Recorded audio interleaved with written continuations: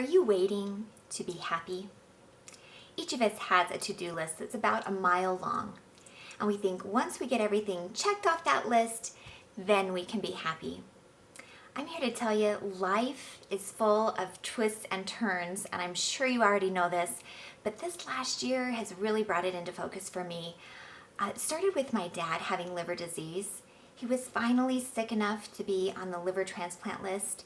He checked into the hospital, discovered he had contracted an infection in his blood, his kidneys shut down, and he passed away within 3 days of thinking he was going to get a new liver. That same day that my dad checked into the hospital, my mom was diagnosed with breast cancer. She quickly underwent a double mastectomy, followed by the whole rounds of chemotherapy. And then she had a rollover accident, which broke 7 of her ribs and caused her to have more surgeries.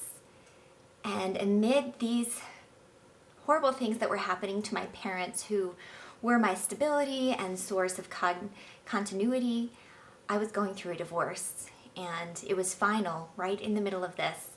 I'd been married for 14 years, had 3 wonderful kids to be concerned about and making a new life for them.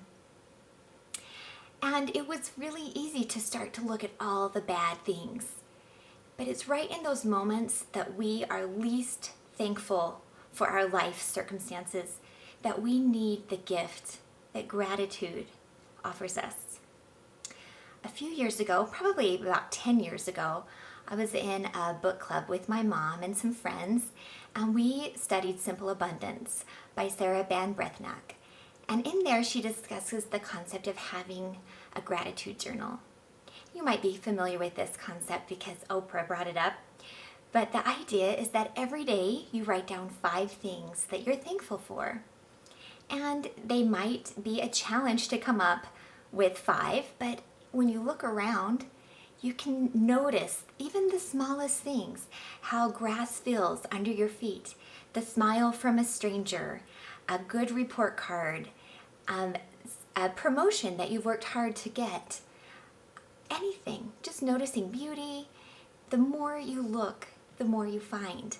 That which we focus on expands. So if you want to have more things to be grateful for, appreciate the things that you already have. Now this seems like, kind of a hokey thing maybe, but really, try it. I dare you. 5 things a day. It's helpful in the beginning to write them down, but after a while, it just becomes part of you. And as you go throughout your day, just notice. Notice the good. Look for the good, the beautiful, the joyful, the surprising. It's there.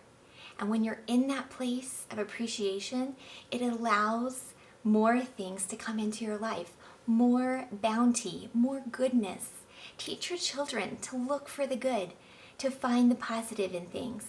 Not to be Pollyanna necessarily, but when given the choice to feel good or to feel bad, why not choose to feel good and to look for what can make you happy and to look for what you already have and allow that to grow in your life. At the end of the day, we can choose to have a to-do list that is so long, or we can choose to have a thank you list that's even longer. It's up to us. We get to choose. Don't wait to be happy. Make that thank you list today. Namaste.